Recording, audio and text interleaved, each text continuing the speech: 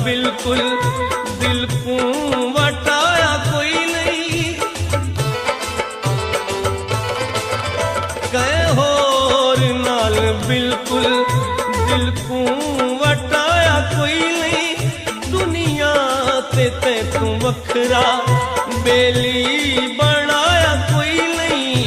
तेरे नाल सजन भई वालियां बड़ियां